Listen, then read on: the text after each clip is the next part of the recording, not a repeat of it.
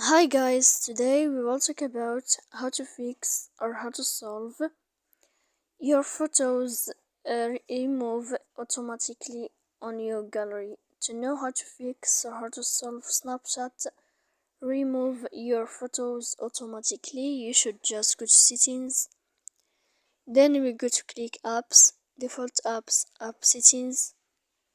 When you find this list, you will enter to Snapchat. Here in this page of app info, you will enter to this window of first stop and you will click OK. Here we go to click storage. Then in this page you will enter to clear cache, and in the end you can turn off your phone. So please don't forget to support us by like and subscribe. See you next time in another video.